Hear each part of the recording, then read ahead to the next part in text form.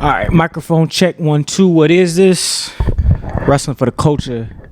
Back to motherfucking business.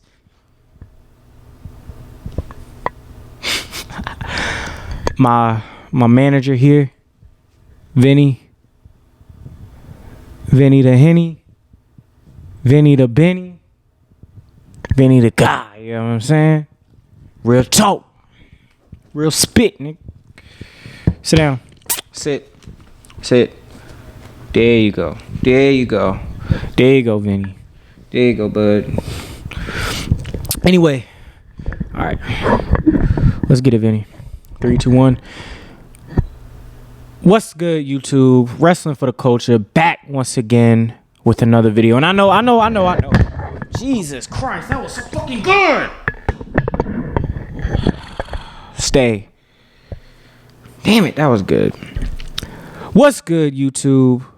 Wrestling for the culture, back once again. It's your boy Broderick. What's going on? How y'all feeling? Hope everybody good. Hope everybody is enjoying their Thursday night. For me, I'm about to enjoy my weekend because this is my weekend off. So I'm enjoying this. And it's G-Ho. Shout out to North Carolina A&T. Aggie Pride all over this motherfucker. But yes, we are Wrestling for the Culture. And I'm back with a short little video. I know I kind of been slacking with the videos. Just my schedule last week was pretty crazy, so I wasn't able to watch all the shows like I wanted to, but I did get to see enough, and I was very much so enjoying what I have been seeing over the last couple days, over the last week or so, on TV as far as AEW, WWE goes. However, today I'm gonna get into a little bit of news. Like I said, it's just a short little video, so I do want to get into a couple news things that have kind of passed by over the last week that I have not necessarily been able to speak on.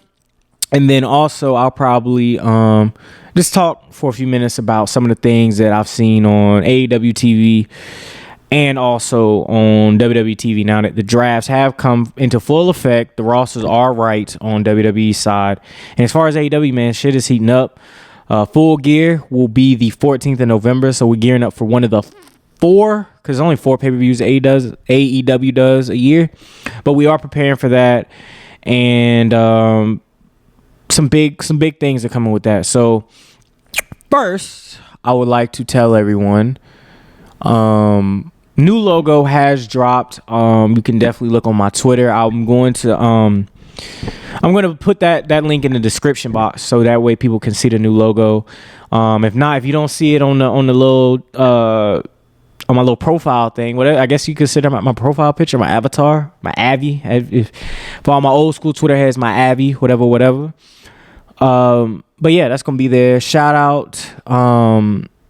Yeah, we love it. Yeah, man, that is gonna be what it is. But I'm still gonna have the R-Truth picture on Twitter because I think my gimmick on wrestling Twitter has become R-Truth guy. How I became R-Truth guy, I don't know. As long as I'm not treated like R-Truth is treated in WWE, I'm good. So, but yeah, man. So the first news topic that I want to hit, and I'm backtracking a little bit because it's already kind of happened, already kind of came through. That is Charlotte, pretty much becoming the WWE Ben Simmons, right? So there was a little incident a couple weeks ago. Real stupid ass segment that they tried to do on SmackDown where her and Becky Lynch exchanged the belts. Things didn't go quite the way they're supposed to go. You know what I'm saying? Apparently Charlotte got upset because she thought it made her character look weak. That's problem number one. Because it was stupid in the first place. Why are these two champions just handing each other the belt? That doesn't make sense. Why, especially if Becky Lynch had a gimmick just a couple years ago where she was Becky 2 belts, and theoretically you would think she'd want to be Becky 2 belts again, but you know, WWE logic here. So pretty much the issue started that Monday before when she felt she should have just lost to Bianca, which I applaud because she did just need to lose the belt to Bianca. Bianca's going to Raw. Why does Charlotte need to keep the Raw Women's Championship just to switch hands with Becky Lynch? So that's where the issue started. As far as Charlotte's attitude towards the segment. So what happens after that is Charlotte pretty much kind of does her own thing, doesn't want to hand Becky the belt as it's supposed to have been done, drops the belt on the ground. Oh man, Becky Lynch was pissed, Sonya Deville was pissed, and it was clear if you watch the video back, because I have been able to watch it back.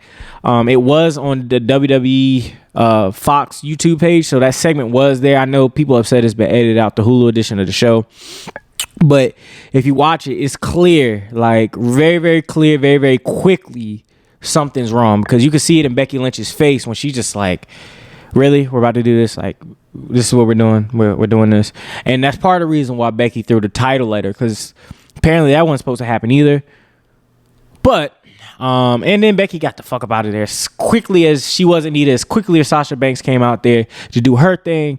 That is when Becky got up out of there. So, that was not the end of it, however, because once Charlotte came backstage, her and Becky got into a little shouting match. Sonya Deville wanted to whoop Charlotte's ass, put hands on her. And they had to escort Charlotte out the building. We hate to see it. Or no, we love to see it, because this is treatment, that other groups have felt over a long period of time. So, but she got escorted out the building. If you read the reports from all the wrestling news sites, they say that Charlotte took that as disrespect. Her last name should hold weight, which if the way her pops got fired early in the year, that's kind of proof that, your last name holds no weight to Vince McMahon and them. But she's saying, my name should hold weight. But that's coming from her side. Now, from the perspective of everybody else in the locker room, it seems that Charlotte may be a little bit full of herself. Maybe smelling herself a little bit, thinking she the queen in real life. Or at least in that backstage setting. And like I said before, Charlotte is about to be WWE Ben Simmons, because I give it a month. I give it 1 month before she's like, I want out. I don't think, and it's gonna be, she doesn't feel mistreated mentally. She's not there. I guarantee you that's what's gonna happen. She's gonna become WWE Ben Simmons, where it's gonna be a game of cat and mouse, where she's gonna beg to get. Well, I ain't gonna say beg to get out, but pretty much do the most disrespectful shit possible to get out of her contract. WWE's gonna say no, and it's gonna be this back and forth thing until she come across the wrong one, because she almost crossed Nia Jax a couple months ago. If anybody has seen that match, where they got, you could tell legitimately for a minute though, Nia Jax about to come for that ass. She's about to come whoop that ass, boy. And I'm sorry, I don't care, man or woman. I ain't messing with no Samoans. I'm sorry, this isn't me. Those are some good people. First off, those are some really good people if you met any. Second off, they ain't to be fucked with. So Charlotte picked the wrong one to mess with, man. So either way, man. So I think she's gonna become WWE's Ben Simmons. It's only a matter of time. She needs, first off, man, when she's treated the way she is on television, where she's treated literally like she's untouchable, like nobody can beat her, I could see how in her mind she's like, any little thing that don't seem right, any little thing that's off or different or whatever, isn't gonna be good for my character. It's gonna make me look weak. Pretty much anything other than winning is gonna make Charlotte Flair look weak at this point, just because of the nature of how she's been booked. She's been booked literally like Superwoman, like she's unbeatable. Like there's nobody in the WWE that can touch her, and that creates ego in people, man. Fake, real, predetermined. Shoot, whatever the fuck you want to call it, man. If someone is always getting portrayed as the best, always winning, always doing, always getting kind of put on a pedestal, it's going to create an ego. It's going to create a giant ego, and it's about being able to keep that ego in check. Now for Charlotte, I I could see why she won out. Her husband, well, I guess it's her fiance. I don't know if they're married or yet. Andrade El Idolo is in AEW. You know what I'm saying? They just shit canned her pops earlier this year. Even though, knowing what we know down based on some accusations, he deserved that. But, with someone like that, the way they did her husband, the way they did her father, why would she not win out? Why would she not have an issue towards Vince McMahon? Why would she not have an issue towards WWE? Why would she not have an issue towards... Why would she not want to go be with her fiance in AEW? Because Charlotte in AEW, I mean, although the women's AEW, although the AEW women's division is weaker than WWE's, like, talent for talent or whatever, sometimes people making leaps and jumps like that can be very beneficial for them, beneficial for their career, beneficial to freshen them up, to give them a new start, to give them a fresh coat of paint, if you will. So for me, man, I don't think Charlotte's leaving. I personally think Charlotte's going to ask out. Do I think she's going to leave? No. I think WWE is going to make sure that she stays, she's protected, she's good. However, don't be surprised when the report comes out, Charlotte Flair wants out of contract. She wants to go to AEW. She's tired of being mistreated in WWE. Her mental health thing it's literally the blueprint of Ben Simmons in basketball. Anybody that, follows basketball, I'm a huge basketball head. I'm a big hooper, at least in spirit. Man, I saw the way it played out with Ben Simmons, and it was like writing on the wall for a very long time. And I feel like this is similar to that, like I said before, the way they did her father, the way they did her fiance, the way, that stuff builds up on people, man. And sometimes they blow up and they respond accordingly. And it's only a matter of time before Charlotte Flair responds in that way. And I think that is going to be her asking out so she can go to AEW. Do I think Vince McMahon is going to allow that? Fuck no. Is he not going to allow that? Do I think Tony Khan is praying to God that happens? Oh, yeah, he is. Because that would be a game changer. So, like I said, Charlotte Flair, WWE's Ben Simmons, and it's going to be interesting to see how things progress, how things play out. I know I saw on Twitter today, according to, I think it was Sean Ross Sapp of Fightful, and I want to give everybody proper credit, said that she had some sort of media availability today, but WWE canceled it. So that tells you all you need to know, man. When they not letting you talk, when they trying to limit what you can say, that means they know you want to step in some shit. And it's only a matter of time before Charlotte does. And it'd be interesting to see how this thing plays out. Is she going to ask out? Is WWE going to allow her to get out? What's this going to be? So either way, Charlotte Flair has beef with management. What a change of events. The fact that Charlotte Flair is booked the way she is and she has beef with management, that should tell you all you need to know about WWE management, WWE creative, all that shit back there. That should tell you all you need to know. Someone who constantly gets put over, constantly wins, got beef with The Office? I don't know. WWE better be watching out. AEW coming. So that's just the first topic I want to get into. So another topic that I want to get into that I've kind of been thinking about, and this actually plays off from that SmackDown as well, I think. Was that the same SmackDown? Yeah, it was. And I'm talking about the debut of Hit Row to SmackDown. Love that. Like I said, I've said numerous times how much I love this gimmick, this concept. If anybody that doesn't know, Hit Row is pretty much kind of like a rap group of sorts. That's kind of their gimmick. You have Top Dollar, Isaiah Swerve Scott, Ashanti the Adonis, and the Queen, B-Fab. Yeah, man, I love it. I love this group. I love the people in the group. I love the concept of the group. The concept has never really been done in wrestling before, like a rap collective. You've had like tag teams where it's like, oh, both of us rap or one of us rap. You know what I'm saying? You see that shit in AEW now. With the Acclaimed. But you never seen like a collective of like mad people, you know what I'm saying, in something like this. So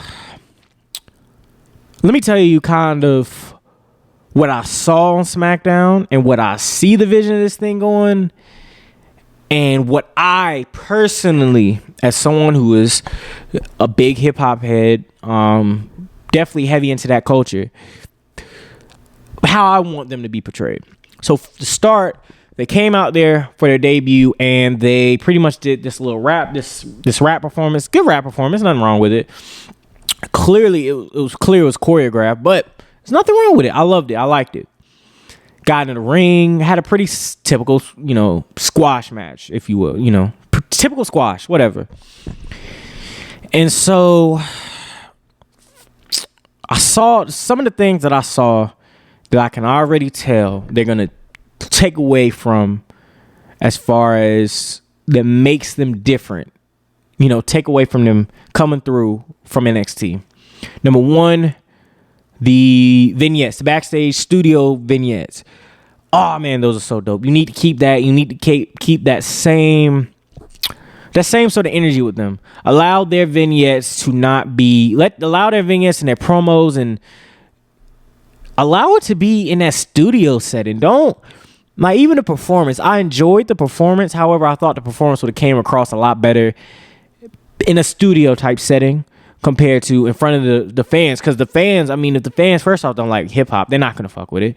And second off, it seemed like some of the fans they didn't really respond to it. They didn't really act. And I don't like that. I hated that for them, because for a group like that that's so different, so interesting, they should be kind of treated a lot better. Another thing, they were wrestling in wrestling gear. I'm going to get to that point in a minute.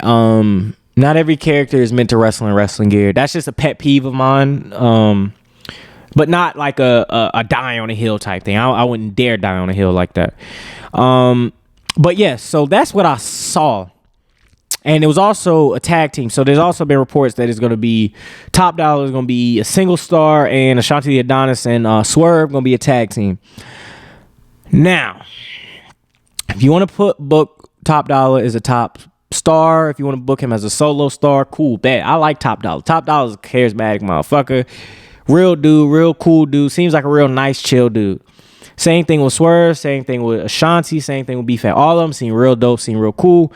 And, you're going to have to kind of pick the one that you want to, the ones that you're going to focus on, because it is a faction, it is a group. So here is, and I see that I think they're going to push them as babyface. They're going to make them baby faces, which is fine for now.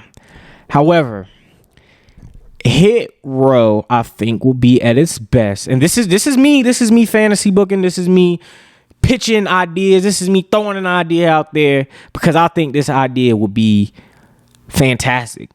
So for me, out of this group, your real main focuses should honestly be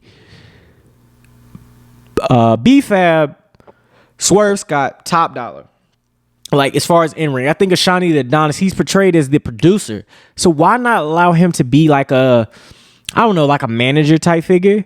Maybe like an MVP. MVP gets in the ring. He does matches. He ain't scared to get in the ring and do matches. He's not there to get beat. He's there kind of as the table setter. He was the table setter for the Hurt Business. Ashanti the Adonis can be the table setter for Hit Row. Now, in terms of B-Fab, so you have many different directions that you can go, because the female rapper gimmick has never been portrayed. I don't think it's ever been portrayed in wrestling before, for real. Like, you've had women that sang, women that did all types of stuff, but never rapped. So I think for her, you can actually be a lot more creative and be more, you can take more risks with her, because it's never been done before. It's never been seen before. And she's so charismatic that, you're easily gonna pick out that, oh, she got something. She has something there. And I know there's been people that's been critical of her saying, oh, she's not ready in the ring. At this point, I don't think. At this point, ring work doesn't. To me, it matters. Ring work is always gonna matter to me. But to management WWE, does ring work really matter? Or does the presence that you have, the character that you have, is that what they're looking for? And her character can be so big enough within that division and even within the scope of things that it's not even going to matter. In all seriousness, it's not. So, they got to put her in the right positions to be great. I personally think that it's going to be hard for her to portray certain gimmicks only because Sasha Banks is there. When I say that, I mean more so like a boss type character. When I say boss, I mean more so like a dominant female in that way. Just because Sasha Banks is there, and you don't necessarily want two of them. You kind of want people to be different or have something where they may have same personality types, but it's something that separates them. And with a gimmick like this, it's hard to separate that. So for her, she's definitely a star, and she needs to be treated like a star. It's just a matter of how they're going to do that. And I think they can get really creative. However, the only problem is,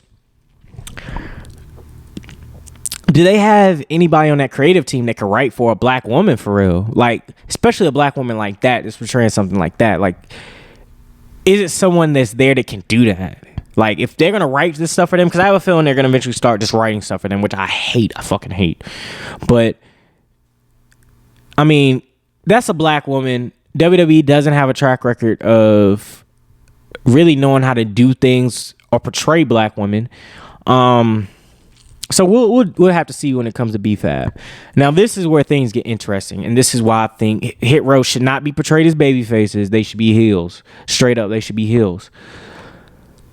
Top Dollar. So first off, let me talk about Swerve Scott. Swerve Scott is one of the best wrestlers in the entire world. And I mean that. Like, the stuff he was doing in MLW, stuff he did in Lucha Underground as Killshot.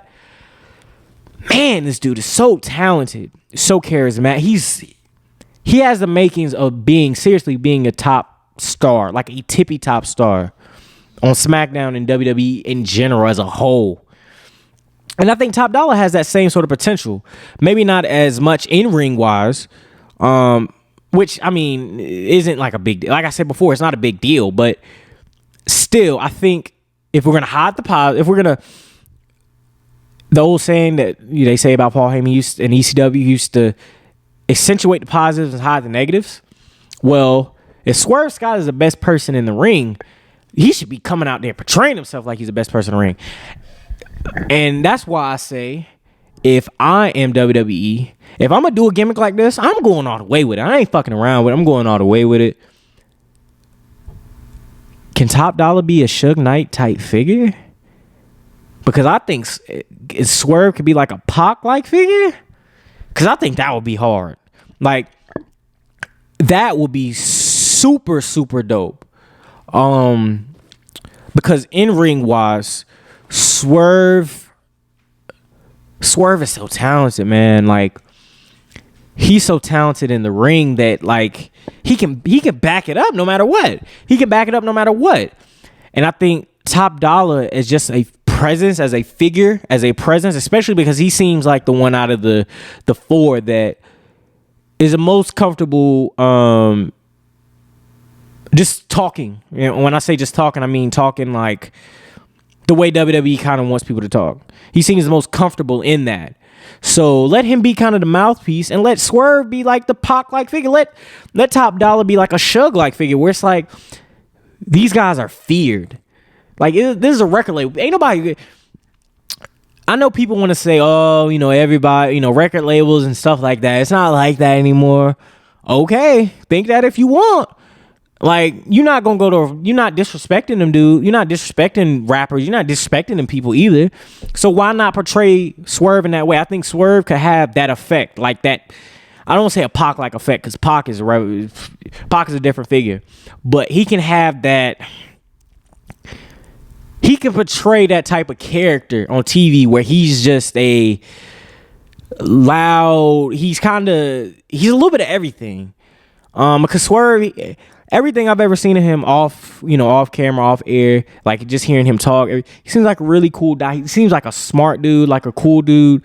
And he seems like somebody that, in terms of his wrestling shit, and like I said, and all the stuff I've seen in the past of him too, where he can go, he's getting after it. He ain't caring, he getting after it. He don't give a fuck. He's standing his ground, he holding his ground. And Top Dollar should be a feared type individual. Like Suge Knight. Ain't nobody fucking with Suge Knight. I don't care what you say. I don't care how, the rep people have about Suge and this and that. Man, people aren't fucking with him. People are not messing with him.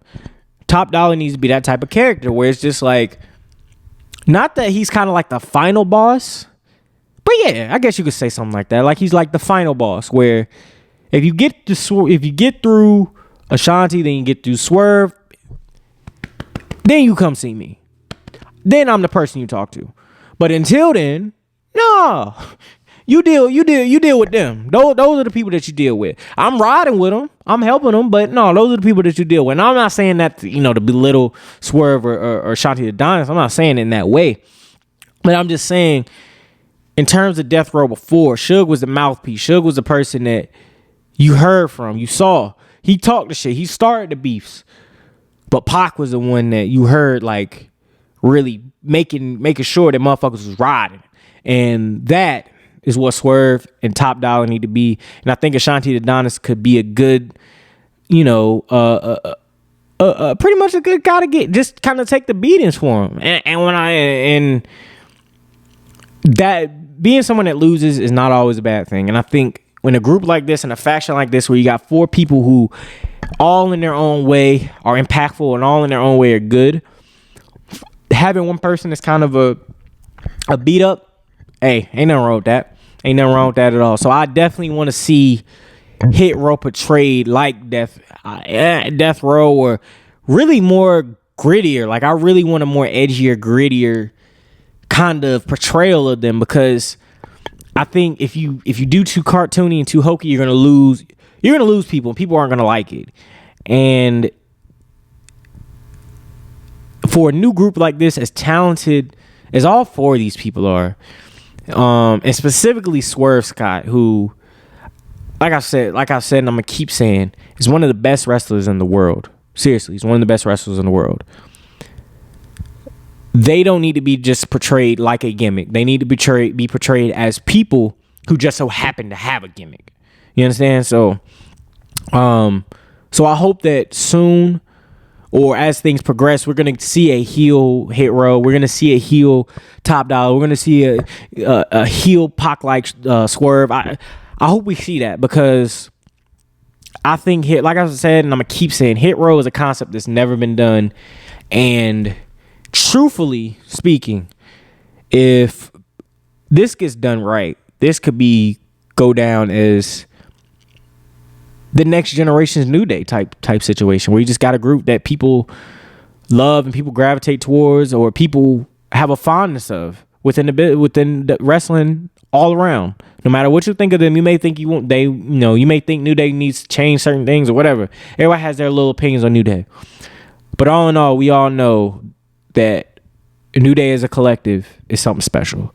So, and Hit Row is something special, and hopefully they get portrayed that way on TV, and they get that fair shake on SmackDown. And like I said, Swerve Scott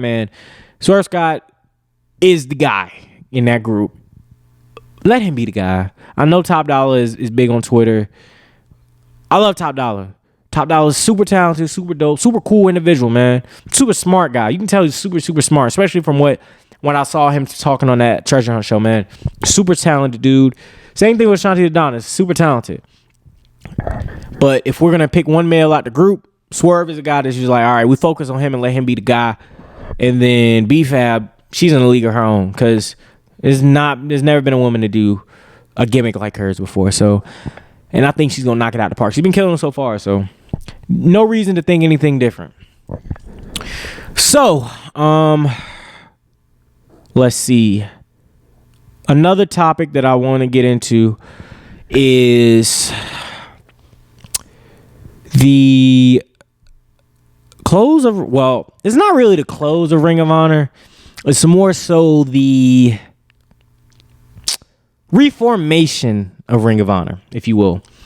So for those who are not heavy into indie wrestling or whatever, Ring of Honor is essentially, Ring of Honor at one point was like the best wrestling pure wrestling company in the world. And a lot of the people that you see on AEW TV and WWE TV are former Ring of Honor stars. So we talking people like CM Punk, Bryan Danielson, Seth Rollins. He was Tyler Black in Ring of Honor. I mean, the names keep going. The names keep piling. The names are really kind of endless, man, of people who are in Ring of Honor, or people who made stops in Ring of Honor. Samoa Joe's another name. People who made stops in Ring of Honor. And pretty much that's how they got their start. Like on a mainstream, broad audience level, they got their start in Ring of Honor. Well, due to the pandemic, Ring of Honor has, I know for a while they stopped shows. And yesterday on Twitter, they came out with a statement, and it reads as the following. Throughout the pandemic, our top priority was to keep everyone healthy and safe, and despite not producing any live events over 18 months, we were able to keep everyone fully contracted. We now find ourselves at a time where we need to make changes to our business operations and are planning a pivot for Ring of Honor with a new mission and strategy. The year will culminate with a final battle in December, and we'll be taking the first quarter of 2022 to work internally to reimagine ROH. ROH has the most dedicated fans in the industry, and we appreciate their loyalty and patience. And as we reconceptualize ROH, we appreciate their loyalty and patience as we reconceptualize ROH. We anticipate returning to live events in April for the Super Card of Honor with a new fan-focused product and provide unique wrestling. We anticipate returning to live events in April for the Super Card of Honor with a new fan-focused product and provide a unique experience for wrestling fans. And with that, Ring of Honor. So that's pretty much Ring of Honor saying that, after these next couple shows, they're going to take the first part of next year to just kind of, refocus their energy, change their energy up a little bit, do some different things. And with this announcement, they also announced that all of the wrestlers that they had that were contracted are released from their contract. So they are now free agents. So now you're looking at names like, and I had to go through this roster. It's been so long since I've sat down and watched a Ring of Honor show, because Ring of Honor, like I said, they haven't been really producing live television over the last couple, year and a half. So some of the names I had kind of forgot about. You're looking at people like Bandito, people like Dalton Castle, people like the Beer City Bruiser, who are like, I know. EC3, Dragon Lee, Philip Gordon, the Briscoes, Jay Lethal, one of my personal favorites, Jonathan Gresham. Jay Lethal is also a personal favorite of mine. You got Shane Taylor Promotions, Kenny King, Rhett Titus, PCO, PJ Black, Roosh, Silas. You got a whole bunch of people who are now free agents in wrestling, man. Oh man, this is gonna be so great. So first, let me say this about Ring of Honor. Let me speak on Ring of Honor closing first, or not closing, but repurposing itself. Ring of Honor. We're gonna look back at Ring of Honor in another 10 years as almost like the ECW of the 21st century, where a lot of people say ECW revolutionized modern wrestling, where it brought a more hardcore style to the United States, because it was over there in Japan, with the death matches with FMW and some of these other places. But that style was never here in America. What Ring of Honor did was Ring of Honor brought a style in the early 2000s that wasn't all about the show. It wasn't all about the promos. It wasn't all about the bullshit. It was about the wrestling. It was about guys going in that ring night in and night out, kicking ass, having great fucking matches. And that company influenced, outside of just the names, just look at the style of modern wrestling. It's Ring of Honor. It's the style of that Ring of Honor era where you looking at people, the originators of that. Low Key, someone like Low Key, Amazing Red. Amazing Red did some stuff in Ring of Honor.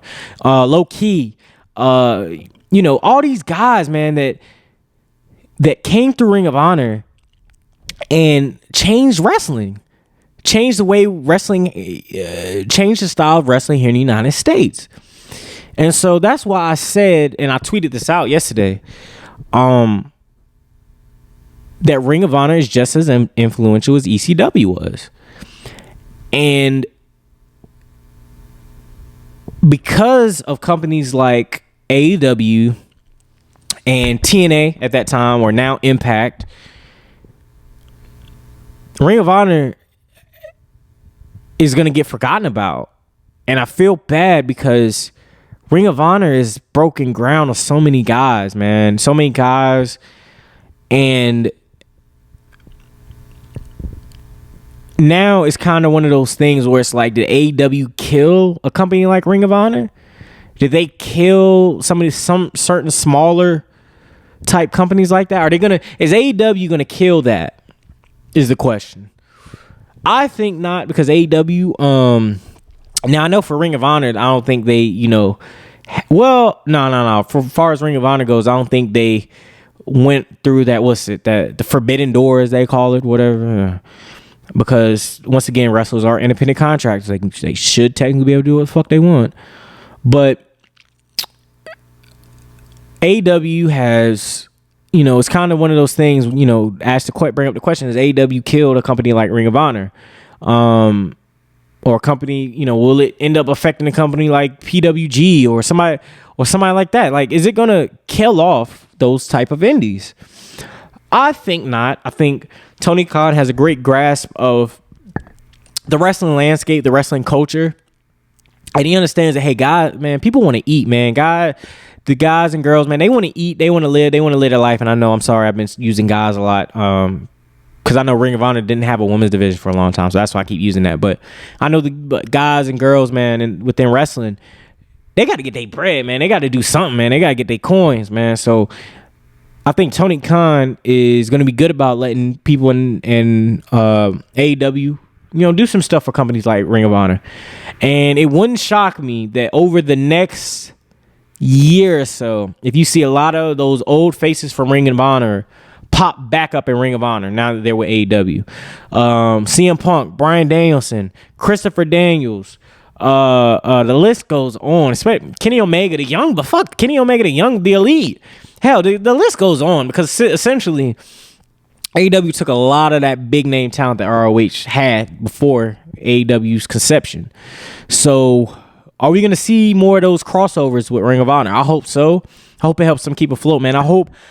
I'm for anything that allows wrestlers to be able to get money, be able to get paid, be able to have work, man, because for so long it was so hard for wrestlers to really get good, proper work, because there was no real competition. And now there's competition everywhere. You got you have AEW, you got GCW, you got New Japan, you got a whole NWA. You got competition. And hopefully Ring of Honor can get back on track to be within that competition of wrestling and kind of hold pace with, even, Impact, or GCW or somewhere like that, man. Just hold pace on that. And I'm excited to see, what happens. Now, in terms of the talent, I hope all the talent, I feel bad for all the talent losing their contracts. I'm so happy and glad they're getting paid for the rest of the year. However, I think, I'm glad, hopefully some of this talent has a chance to do something big and go somewhere. I saw some tweets earlier, man, talking about Shane Taylor Productions going to MLW, doing something against Jacob Fatu and was it Kanja? Is that how you say it? I'm sorry. I'm just now getting MLW. So shout out to Holly Dead. Saw her match. That's an interesting character. Shout out to her. She's a star. But yeah, man. So I like to see them. Why not go to AEW and be the first real big breakout black stars? Because AEW has yet to produce a real black star. Why not, man? Why if you wanna build a name in AEW, if you wanna bring someone in and say, hey, we ain't saying they ain't fucking around, they ain't playing, bring them in and let them feud against the Elite. Turn the Elite babyface like they probably should be in the setting that they're in. And let them come in, man, and just feud with the Elite, man. I think that would be good for everybody. I think it would bring Shane Taylor Promotions up. I think it would allow people in AEW to look at them like, oh, no. They next level. They next level. They ain't no bullshit. And then I'm curious to see what people like Roosh. I like Roosh. Jonathan Gresham, if I'm him, bro, I'm on the first thing to AEW. Same thing, and I hope Jonathan Gresham goes there. It seems like the Briscoes are probably gonna go to GCW. EC3, please, EC3, can you go to AEW, please?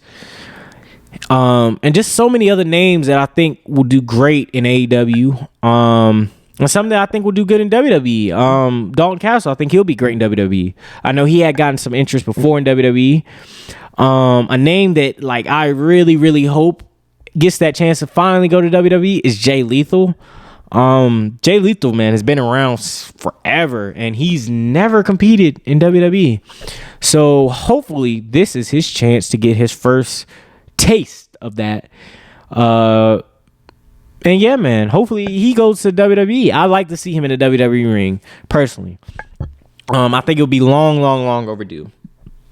So yeah, man, that's kind of what's been going on with Ring of Honor. I look forward to seeing what the changes that they make and kind of what those changes are and how they're gonna affect the company. It hasn't really been much information as far as what they mean by fan focused product, but can't wait to see it. We'll see it in April, man, and I look forward to it.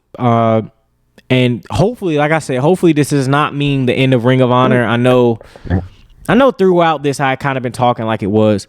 Hopefully it's not. Ring of Honor is important to the culture, man. It's very important to the culture, and we need Ring of Honor. Ring of Honor needs to stay here and doesn't need to go anywhere. And I hope that Ring of Honor will stay afloat and will continue to produce some of the stars that they have over the last 15, 20 years. So that's kind of where I'm at with that. AEW, like I said, man, been looking at a lot of things on AEW. Full Gear's coming into full effect. My predictions for the TBS Championship final, I hope it is Jade Cargill versus Ruby Soho. That's what I hope. I hope they give it to Jade Cargill. Man, I hope they put Jade Cargill on Dynamite. That's first off. Jade Cargill has had one match on Dynamite. I'm sick and tired of her being on Rampage. She's a star. She deserves more. Same thing with CM Punk. I'm so glad that CM Punk was able to have a match, his first match on Dynamite. That match was fantastic against Bobby Fish. Bobby Fish is impressing the hell out of me. I know people are like, oh, he's so bland, he's so this. Not every wrestler has to have a personality. WWE has conditioned everyone to think that all wrestlers got to have some sort of fucking personality. No. Wrestling is just like any other sport. Not everybody is going to be this bigger than life character. It's okay to just be about your business, go in that ring, do your shit, be about your business, and come on. It is fine to be that way. Not everybody has to be a gimmick or a character.